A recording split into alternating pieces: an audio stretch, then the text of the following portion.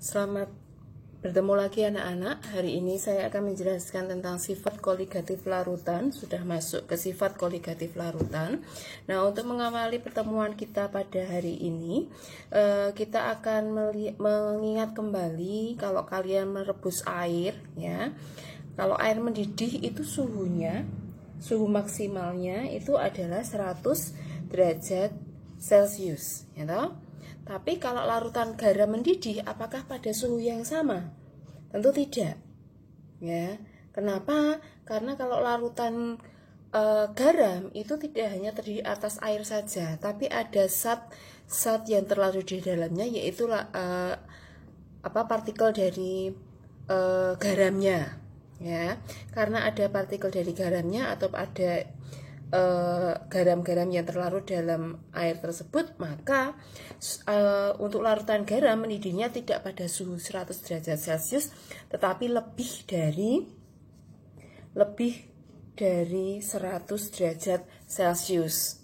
Nah, kalau kalian membayangkan memasak sup misalkan, gitu, air mendidih itu lebih cepat terjadi saat airnya tidak ada sayurannya. Tapi begitu kalian masukkan sayuran di dalamnya, maka mendidihnya akan semakin lama. Gitu. Artinya apa?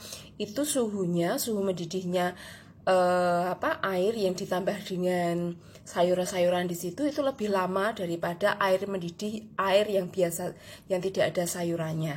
Itu, ya. Tuh. Nah, kenapa bisa seperti itu? Nah, kenapa bisa larutan garam mendidih pada suhu lebih dari 100? Karena kalau larutan garam itu kan NaCl. Nah, NaCl itu senyawa ion. Ya toh?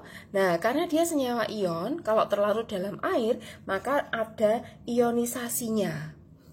Jadi di situ ada partikel-partikel ionnya.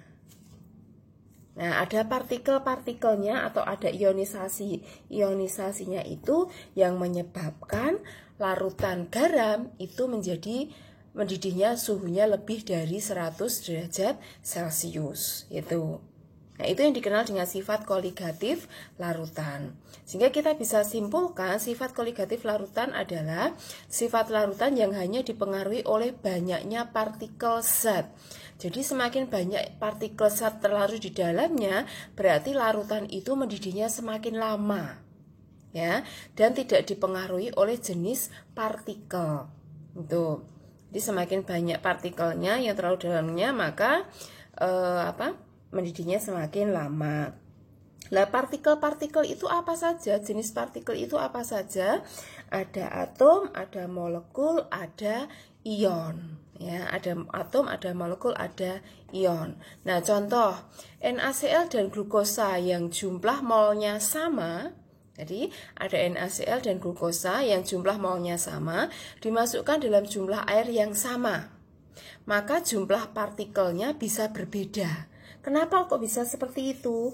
NaCl, ya, NaCl itu senyawa ion karena depannya Na. Kalau kita berbicara tentang senyawa ion, itu berarti unsur yang di depan sendiri itu adalah semua unsur logam. Unsur logam itu golongan 1A, 2A, 3A dan semua transisi kan gitu. Nah, ini berarti senyawanya senyawa ion. Ini bisa diionkan. Kalau kita ionkan akan menjadi Na+ dan Cl-. Dalam hal ini berarti ada dua ion, ya toh? Ada Na+ dan Cl-, sehingga jumlah partikelnya di sini, jumlah partikelnya ada 2. Nah, partikelnya apa wujudnya? Partikelnya wujudnya ion. Jadi tadi partikel sudah saya sebutkan di atas, wujudnya bisa atom, bisa molekul, bisa ion. Nah, karena NaCl itu terionisasi, maka jumlah partikelnya berarti terdiri dari 2 ion. Itu ya. Sedangkan C6H12O6, glukosa itu senyawa non-logam. Gitu? Kenapa? Karena unsurnya di depannya C.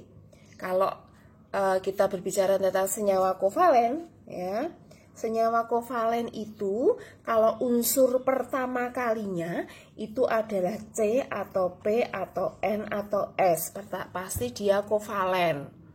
Ya. Nah, ini pertamanya C, berarti pasti kovalen. Kalau kovalen maka tidak terionkan. Kalau tidak terionkan berarti ya sudah wujudnya tetap C6H12O6. Sehingga di sini jumlah partikelnya berapa? Karena tidak terionkan juga cuma satu partikel. Dalam bentuk apa? Molekul.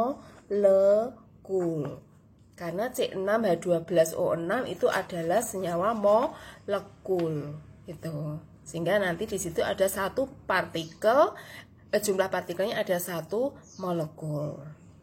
Itu ya. Jadi itu adalah sifat koligatif. Nah, untuk sifat koligatif ini nanti akan kalian pelajari ada 4 sifat koligatif. Nah, kita belajar dulu yang pertama. Sifat koligatif pertama adalah penurunan tekanan uap. Penurunan tekanan uap adalah tekanan maksimum uap pada suhu tertentu.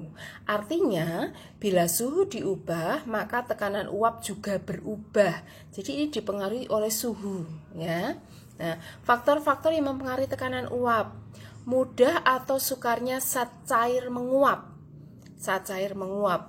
Artinya, makin mudah zat cair menguap, maka tekanan uapnya makin tinggi.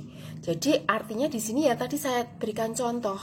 Kalau ada air mendidih, tidak ada partikel apapun di situ, murni air mendidih, maka dia mudah sekali untuk menguap, lebih mudah menguap. Sehingga tekanan uap dari air murni tersebut menjadi lebih tinggi. Tapi akan berbeda dengan tadi membuat sop tadi, ada air ditambahkan dengan sayuran, ya. Dia zatnya yang dilarutkan dalam pelarut murni, dalam hal ini ada sayuran tadi, akan menyebabkan tekanan uap jenuhnya berkurang. Kenapa? Kalau tadi air mendidih tadi dimasuki sayuran, maka otomatis kan permukaan dari air itu tertutup sayuran, sehingga airnya akan keluar itu lebih sedikit. Nah, itu yang dimaksud dengan tekanan uap jenuhnya berkurang. Maksudnya tekanan uapnya atau menguapnya airnya itu menjadi lebih sedikit. Itu. Ya. Jadi dalam hal ini tekanan uap makin tinggi kalau tidak ada zat terlarut di dalamnya. Itu. Tapi kalau semakin banyak zat terlarut di dalamnya, berarti nanti akan mempengaruhi dari tekanan uap tersebut. Nah, menurut hukum Raoult, tekanan uap jenuh larutan berbanding lurus dengan tekanan uap jenuh pelarut murni dikalikan dengan fraksi mol pelarut murni. Nah, secara rumusan itu ada P sama dengan XP kali P0. Delta P sama dengan P0 kali XT. P-nya itu adalah tekanan uap jenuh larutan. Jadi kalau larutan gula, larutan garam dan sebagainya itu pakainya tekanan uap jenuh larutannya sudah campuran. Kalau P0 ada nolnya berarti dia pelarut murni, misalnya airnya. Itu. XP itu fraksi mol pelarut. Kita sudah sudah belajar kemarin tentang fraksi mol, ya. Kemudian kalau pakai delta P itu